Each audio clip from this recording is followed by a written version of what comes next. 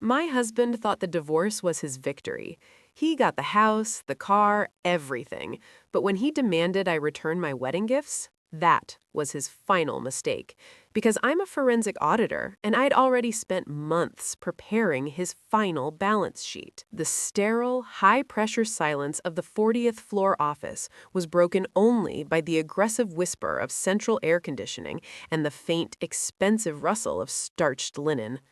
Marcus Thorne, a man carved from ambition and cologne so sharp it seemed to etch the very air, surveyed the scene before him with the satisfaction of a predator moments from the kill. Across the vast, polished expanse of reclaimed oak, his wife Kesha sat with a stillness that felt less like calm and more like the eerie quiet before a seismic event. Her hands, pale against the dark wood, were folded neatly, betraying nothing. To Marcus, she was already a ghost, a shadow he was about to finally dispel with the sweeping signature he would soon apply to their divorce papers. The lawyer, a nervous man with glasses that kept slipping down his nose, shuffled a thick stack of documents, the sound like dry leaves in a tomb.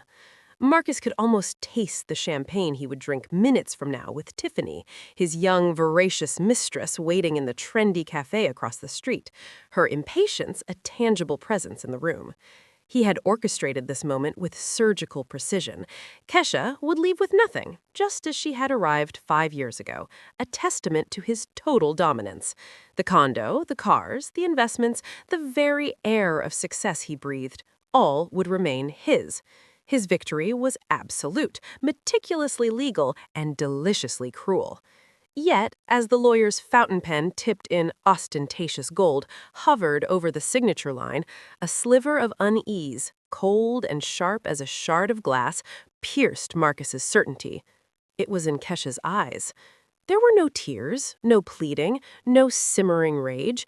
Instead, they held a detached, analytical curiosity, the kind a scientist might turn upon a dissected specimen. It was a look that did not belong to the defeated woman he believed her to be, and in that suspended second before the pen touched paper, a silent alarm screamed in the deepest recess of his mind. This was not an ending. It was a trap door, and he was already falling. The documents were signed with a flourish that nearly tore the paper, Marcus's ego inflating with each stroke. He leaned back in the creaking leather chair, a king upon his throne, and addressed the empty space where he felt Kesha's spirit had already vanished. "See, Kesha, I told you.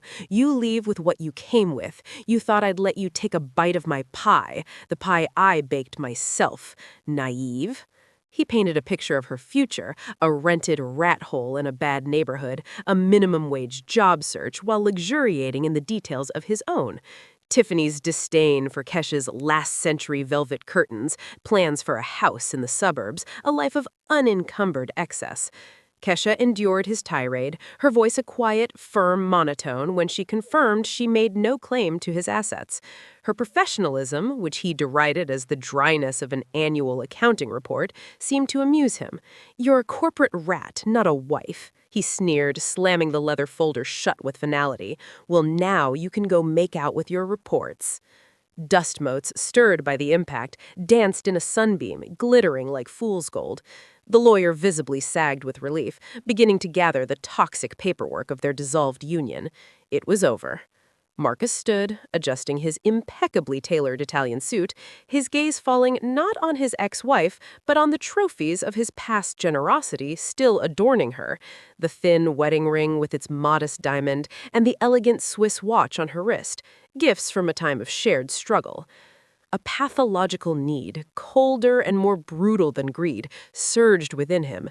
Victory was insufficient. He required utter desolation in his wake. "Stop," he commanded, his voice metallic, echoing in the high-ceilinged room. The lawyer froze. "Take off the ring and the watch. Those are mine." The demand hung, grotesque and petty in the sudden ringing silence. The lawyer weakly protested, citing gift law, but Marcus was a force of pure spite, his face darkening, a vein bulging at his temple. "It's my money," he yelled. "She didn't earn them. Let her know her place." He painted a final, humiliating image, her leaving a naked, empty, a zero. You leave naked just like you came. Kesha looked at him then, and in her dark eyes, memories flickered. Not of love, but of clues.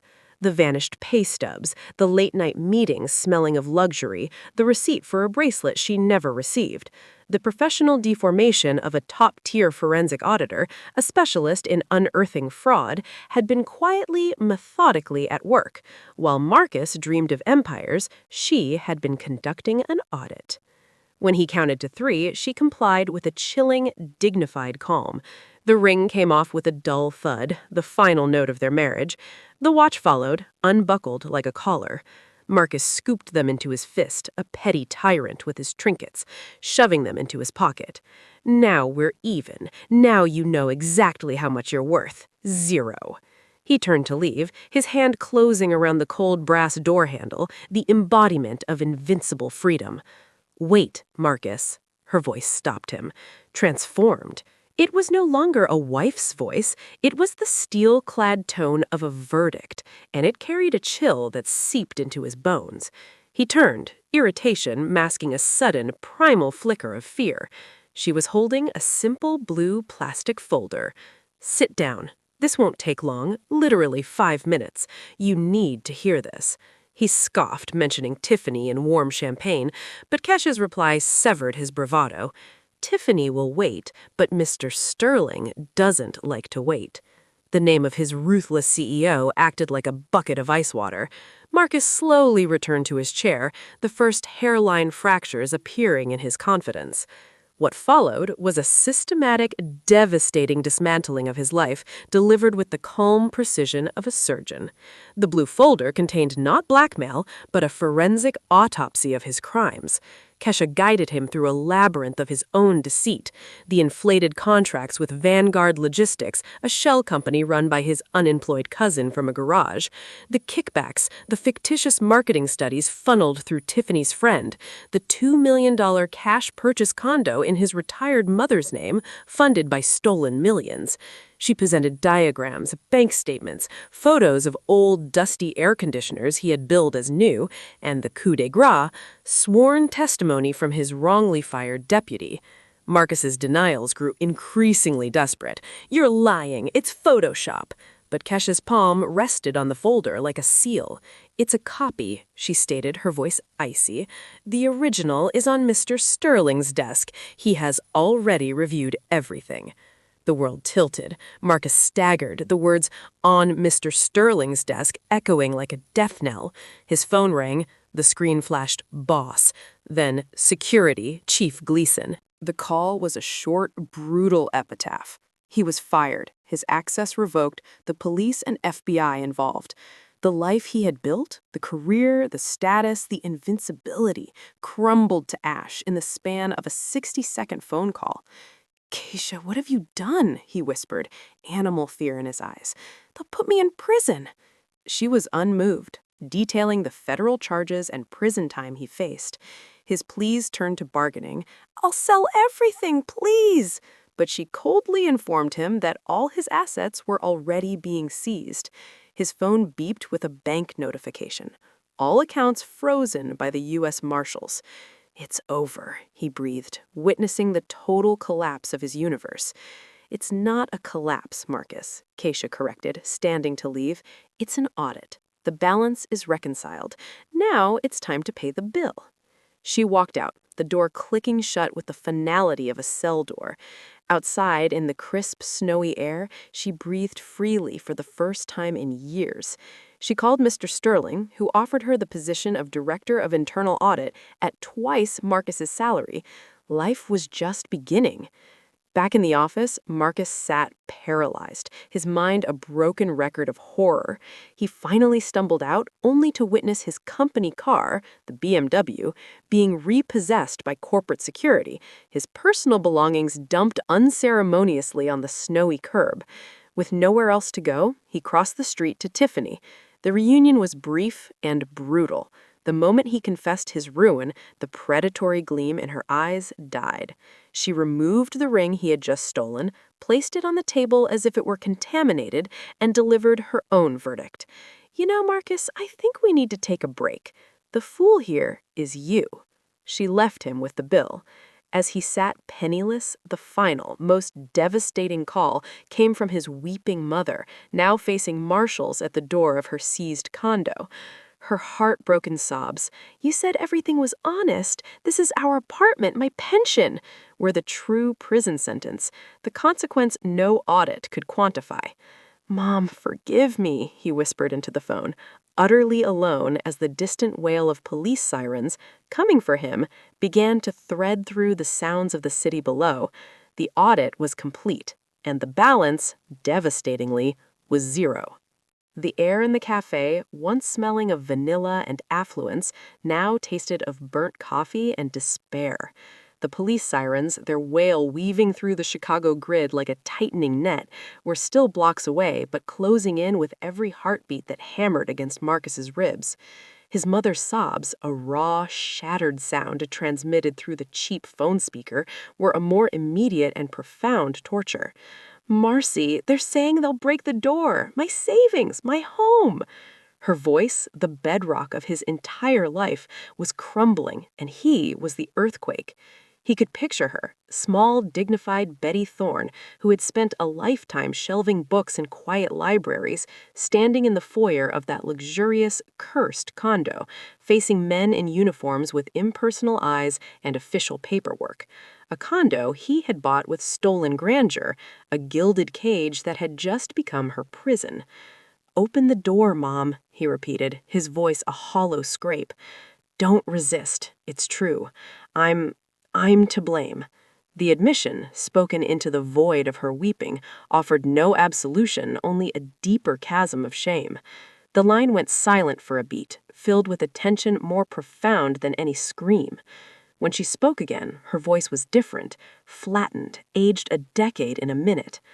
"My son," she whispered, not with affection, but with a dawning, horrifying recognition. "What did you do?" It was a question not for details, but for the soul. The call ended, either from her dropping the phone or from a marshal's intervention. The disconnect tone was a monotone requiem. Across the table, the waiter hovered, the manager beside him, their faces a mixture of professional annoyance and burgeoning curiosity. The discarded ring and watch gleamed under the cafe's pendant lights, mocking artifacts of a life that had evaporated. "Sir, the police are on the way. You need to settle your bill or leave the premises," the manager stated, though his eyes were scanning Marcus's ashen face, recognizing the unraveling of a man. Marcus didn't move. Leaving meant stepping into the path of the sirens. Staying meant being hauled out in disgrace. There was no calculus left, no deal to be brokered. He was a bug under a microscope, just as Keisha had seen him. The thought of Keisha was a physical burn, not anger yet, that would come later in furious, impotent waves, but a stupefying shock. The quiet mouse, the corporate rat, the woman who shuffled papers for pennies. He had built his entire perception of their marriage on the foundation of his own superiority, his financial providence the ultimate power. He had never once considered that her quietness was not submission, but observation, that her boring reports were a language of absolute power he was too arrogant to understand. She hadn't just gathered evidence, she had let him hang himself, giving him all the rope he needed in the form of his own contempt, his rush to discard her, his petty final grab for the jewelry. She had waited for him to sign away any claim to her, to stand legally separate and vulnerable, before she executed her own perfectly timed discovery. It was a masterstroke of legal and emotional strategy, coldly brilliant. The mediator's office wasn't a venue for his victory, it was her courtroom, and she was both judge and executioner. The first squad car pulled up outside, its red and blue lights painting the cafe windows in pulsating strokes of alarm. The other patrons, now fully captivated, watched with a morbid fascination. This was better than cable. Marcus finally stood, his legs unsteady. He looked at the manager. "They're here for me," he said, the statement bizarrely calm. He had nothing left to hide. He walked toward the door, not as the commercial director in an Italian suit, but as a man already in custody. The two uniformed officers who entered were professional, their eyes assessing. "Marcus Thorne?" one asked, his hand resting lightly on his belt. "Yes." "We need you to come with us. There are some questions regarding an investigation at Sterling Holdings." "Can I see a warrant?" The old reflex of a man with something to protect surfaced, pathetic and automatic. "You're not under arrest at this moment, sir. We're asking you to come voluntarily for questioning. However, based on the information we have, an arrest warrant is being processed. It's in your interest to cooperate." Cooperate. The word had meant schmoozing clients, closing deals. Now it meant confessing to crimes. He nodded, the fight utterly drained from him. As they guided him out, one officer on each side, he caught a final glimpse of the table, the ring, the watch, and the unpaid bill, a trinity of his downfall. He was placed in the back of the squad car, not handcuffed, but the door's solid thunk as it closed was more definitive than any lock. He watched his reflection in the smoky divider glass, a ghost in a $5,000 suit. The journey to the precinct was a blur of flashing neon and shadow. He was processed not as a criminal yet, but as a person of interest. They took his phone, his wallet, his belt. The watch Keisha had given him, the one he'd worn that day, was placed in a bag. The one he'd taken from her was still in his pocket. They inventoried it, too. The irony was a bitter pill. He sat in a sterile interview room, its walls a pale, sickly green under the unflinching glare of fluorescent lights. The detectives who entered were a study in contrasts. One older, with a weary face that had seen every variety of lie, the other younger, sharp-eyed, holding a file folder that looked suspiciously like the digital cousin of Keisha's blue dossier. "Mr. Thorne, I'm Detective Alvarez. This is Detective Bryson. You've been made aware of the investigation into financial misconduct at Sterling Holdings." "I want a lawyer," Marcus said, the words tasting like ash. He had no idea how to pay for one. "Of course, that's your right, but before you call, you should know the situation. Peter Sterling is not in a negotiating mood. The federal prosecutor has a file an inch thick. Your former colleague, Darnell Jones, is singing like a canary in exchange for immunity. The forensic audit is comprehensive." Detective Bryson opened the folder, not showing Marcus, just letting him see the dense thickness of it. "This is just the summary. Wire fraud, racketeering, money laundering, tax evasion. The FBI's Forensic Accounting Unit is already tracing the condo purchase, the flows through Orion Inc., the whole Vanguard logistics sham. This is a tsunami, Mr. Thorne, and you're standing on the beach." Alvarez leaned forward, his voice deceptively soft. "Your your ex-wife, provided a roadmap. A very, very good one. She's the star witness. Sterling loves her. The prosecutors love her. Right now, the only person in this story who looks worse than you is the guy who was dumb enough to cheat a man like Sterling while married to a woman like that." He let that sink in. "Your only play, if you have one, is to cooperate fully, immediately, and maybe try to plead down from a 20-year sentence to something you might live to see the end of." Marcus stared at the scarred surface of the table. Cooperate, betray himself, confess to everything. The arrogance that had been his armor was gone, leaving only a raw, terrified animal. "I want to call my lawyer," Marcus repeated, but the defiance was gone. They let him use a phone. He called the only criminal defense attorney whose name he knew, a high-profile, mercilessly expensive shark named Gideon Locke, who advertised on billboards near the financial district. Locke's assistant took the message with cold efficiency. "Mr. Locke's retainer for federal white-collar cases starts at $250,000. Will you be wiring the funds?" Marcus closed his eyes. My assets are frozen." "Then I'm afraid Mr. Locke cannot represent you at this time. I can recommend the public defender's office." The click of the disconnect was the sound of another door slamming. He was officially arrested 2 hours later when the warrant was signed. The charges were read to him, a litany of financial terror. He was fingerprinted, photographed, his mugshot capturing the hollow-eyed gaze of a man who had lost everything in an afternoon. He was assigned a public defender, a hurried-looking woman named Chloe Abrams, who scanned the charging documents with a deepening frown. "They've got you, Mr. Thorne," she said bluntly. "This is about damage control. We need to talk about a plea." He spent the night in a holding cell, the smells of disinfectant, sweat, and despair a new perfume. The other men in the cell eyed his suit, now wrinkled and sullied, with a mixture of contempt and curiosity. He sat on a hard bench, back against the cold cinder block, and the reality began to metastasize. Prison. Not the country club minimum security facility he might have imagined, but real prison. For years. Decades. His name would be mud. Tiffany was gone. His mother was broken. And Keisha, well, Keisha was the architect of it all. The next morning, in a fog of sleep deprivation and shock, he was brought before a judge for arraignment.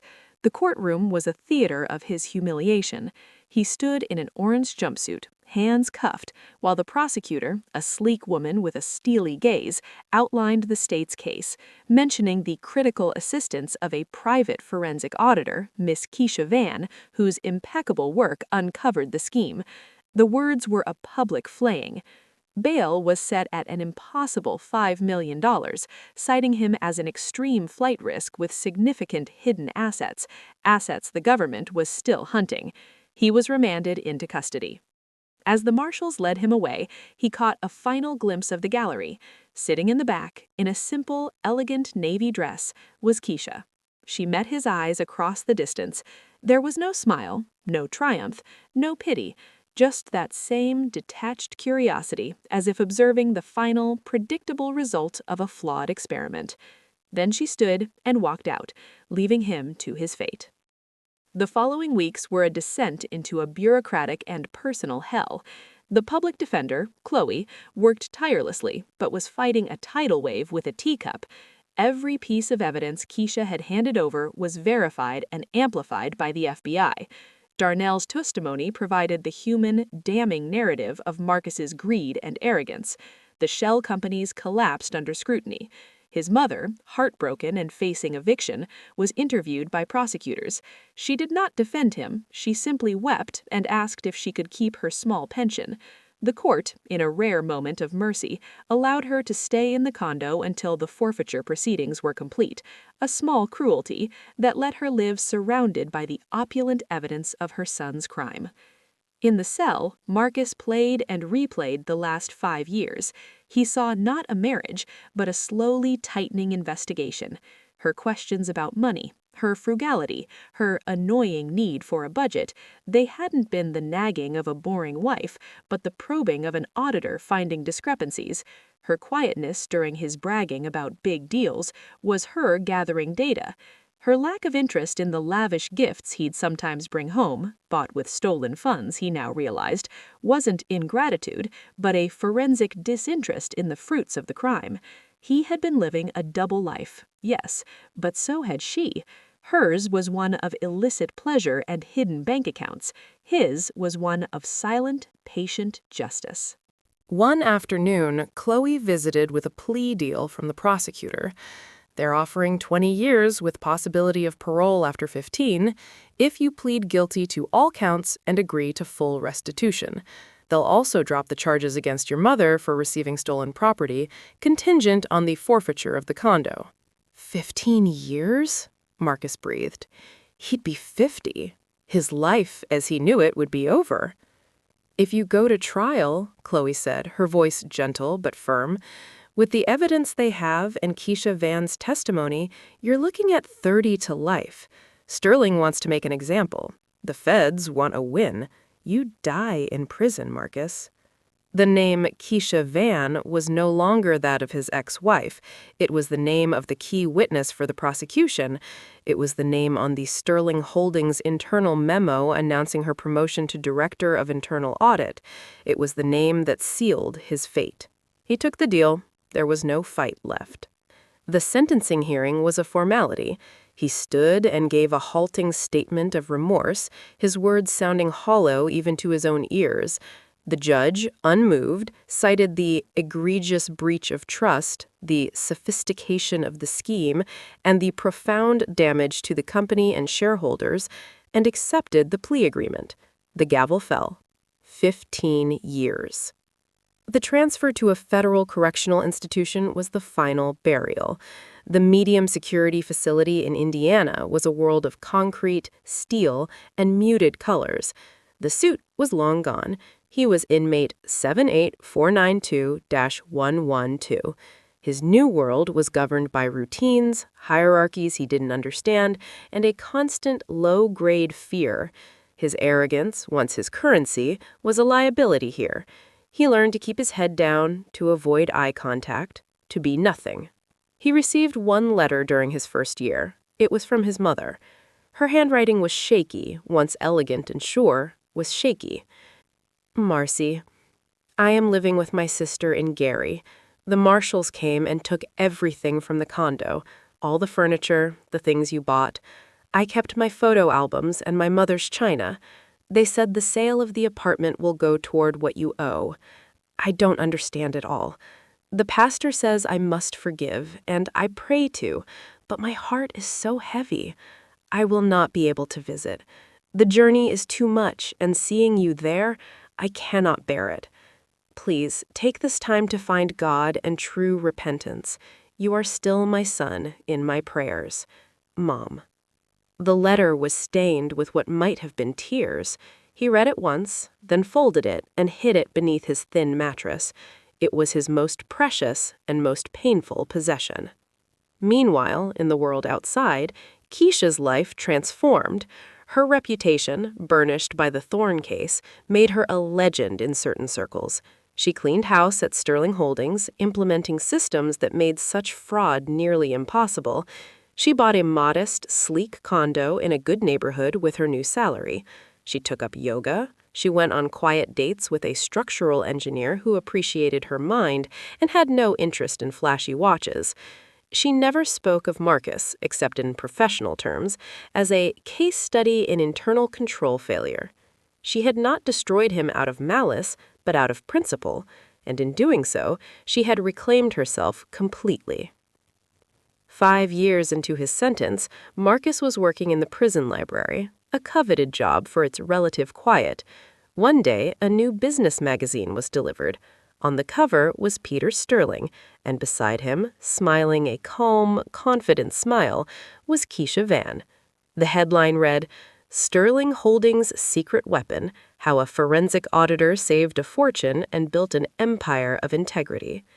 He stared at her face, at the poise and success so evident. He felt no rage anymore, only a vast, empty awe at the magnitude of his error. He had thought her small. He had thought her power was in her silence. He was wrong. Her power was in her clarity, her patience, and her absolute, unassailable knowledge of the numbers. She had audited their marriage, found it insolvent, and liquidated his life with the cool efficiency of a professional closing a corrupt file. He closed the magazine and reshelved it. In the silence of the prison library, surrounded by stories of other worlds, Marcus Thorne, inmate number 78492-112, finally understood the balance sheet. On one side, a stolen condo, a repossessed car, kickbacks, lies, a broken mother, a vanished mistress, and 15 years in a cage.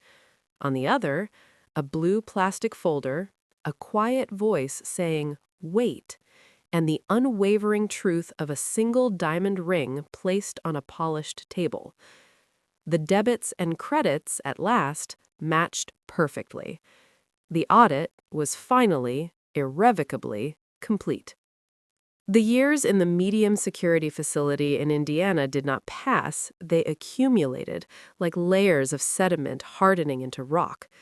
Marcus Thorne, inmate number 78492-112, became a creature of routine, his former sharpness blunted into a dull survivalist awareness. The library job was his sanctuary. Among the dog-eared paperbacks and outdated legal texts, he could almost pretend the smell of old paper and dust was from a corporate archive, not a prison. It was here, 7 years into a sentence, that the past reached out and touched him with a cold, precise finger. A new batch of periodicals arrived. Among the Sports Illustrateds and Popular Mechanics was a copy of The Economist. It was an unusual inclusion for the prison library. He flipped through it out of habit, a ghost of his former self scanning for market trends. His breath hitched.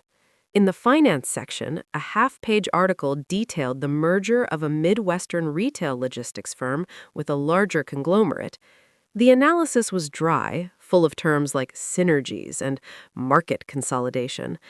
But one name, buried in the third paragraph, leapt out. The integration follows a rigorous third-party audit led by Keisha Van and Associates, a boutique forensic firm renowned for its pre-transaction due diligence. Keisha Van and Associates. She had her own firm. Of course she did. The article mentioned she had left Sterling Holdings 2 years prior to found it, and that her client list now included Fortune 500 companies and government agencies. A footnote added, almost as an afterthought, Ms. Van first gained prominence for uncovering a multi-million-dollar embezzlement scheme at Sterling Holdings, which led to a landmark prosecution. His prosecution. He was a footnote in her legend. That night, in the relentless, snore-filled dark of the dormitory, the full weight of the past 7 years crushed down on him with a new philosophical clarity. His hatred for her had long since curdled into a complex residue of awe and bitter respect, but now a different emotion emerged, a desperate, clawing need for a different ending, not for freedom, but for understanding. He began, for the first time, not to replay his own sins, but to reconstruct her experience, the sleepless nights she must have spent tracing his digital footprints. The cold fear she must have swallowed when she realized the full scale of his betrayal, not just marital, but criminal. The steely resolve it took to sit across from him, knowing everything, while he ranted and preened. He had seen her as the agent of his destruction. Now he began, dimly, to see her as a woman who had performed a terrifying, necessary surgery, cutting out a cancerous part of her life with her own professional tools. The audit was not just of the money, it was of their entire marriage, and she had found it fraudulent to its core. This flicker of empathy, unwanted and painful, ignited a new obsession. He needed to tell her. Not to apologize, words were too cheap, too contaminated by his history of manipulation. He needed to acknowledge, to validate her victory in some small, irrevocable way, to say, I see now what you did and why you had to do it. It was the only transaction left that had any meaning to him. He started writing. Not a letter to her, he knew it would be returned unopened, or worse, entered into some file as a nuisance. He wrote to the only person who might, however improbably, serve as an intermediary, Darnell Jones. His former deputy, whose testimony had helped seal his fate, had received immunity and, according to a snippet of news Marcus had seen years ago, had started a small, legitimate IT consulting firm. Finding an address was a long shot, but the prison library had internet access for legal research, heavily monitored and filtered. Through painstaking searches on business registries accessed during his allotted time, he found it. Darnell Jones Consulting, LLC, with a P.O. box in Chicago. The letter took weeks to compose. He wrote drafts on stolen scrap paper, each word weighed and measured, stripped of all sentimentality and excuse. Darnell, I know you owe me nothing and have every reason to throw this away. I'm writing from Pendleton. I have no right to ask for anything. I am not asking for forgiveness from you or anyone. I am writing to ask you to pass a message to Kesha if you are still in contact with her. A single sentence. You can read it first. If you think it is manipulative or cruel or self-serving, burn it. I will never know. I need her to hear this one thing from me. It is the only true thing I have left. I understand this is a burden. I am sorry for that too. Marcus. Below, he wrote the message for Kesha, then folded the paper over and sealed it in a prison-issue envelope addressed to Darnell's P.O. box. He used his meager commissary funds for the stamp. Sending it felt like releasing a message in a bottle into a vast, hostile ocean. He expected nothing. Silence was the only rational response. 2 months later, a letter arrived. The return address was the P.O. box. Marcus's hands trembled as he opened it in the privacy of a library carrel. It was a single line typed on plain paper. She heard you. There was no signature, no further explanation. Marcus stared at the 3 words until they blurred. A profound, shuddering exhale escaped him, one he felt he had been holding for 7 years. It changed nothing. The walls remained, the sentence stretched ahead. But a strange, almost peaceful void opened up where the knot of unresolved confrontation had been. The audit, it seemed, had finally received its closing entry. Another 3 years passed. Good behavior and overcrowding shaved a fraction off his sentence. He was to be released on parole after serving 10 years of his 15-year plea. The world outside was a terrifying abstraction. His mother had passed away the year before, his sister informing him by a brief, formal letter. The condo money had been forfeited. He had nothing and no one. A week before his release, he was called into the parole officer's cubicle for his final pre-release briefing. The officer, a weary man named Grady, slid a sealed, business-sized envelope across the desk. "This came for you. Special delivery. Lawyer's office." Marcus frowned. The envelope was heavy, cream-colored stock. The return address was simply a street number in Chicago's Loop and the name Gideon Locke, Esquire. The shark, the lawyer who wouldn't take his call a decade ago. Heart hammering with a confusion that bordered on panic, he tore it open. Inside was a single sheet of the same expensive paper and a smaller, sealed envelope of plain white paper. The letter from Locke was terse. "Mr. Thorne, I have been retained by a third party to provide you with the enclosed upon your release. My firm has also been instructed to place $5,000 in a basic checking account in your name at First Chicago Bank, the details of which are included below. This is a one-time, no-strings grant, not a loan. It is to be used for transitional housing and sustenance. Accepting these funds constitutes a full and final release of any claims known or unknown to the benefactor. The account will be accessible upon your verification of identity at any branch. Do not contact this office for any reason. Gideon Locke." The bank details were on a separate slip. The $5,000 was a fortune, a lifeline. But the smaller, sealed envelope paralyzed him. His name was written on it in handwriting he recognized with a visceral jolt. Precise, elegant, and utterly devoid of flourish. Kesha's handwriting. He waited until he was back in his cell, the envelope burning a hole under his pin mattress for the entire night. At dawn's first light, sitting on his bunk, he opened it. There was no salutation.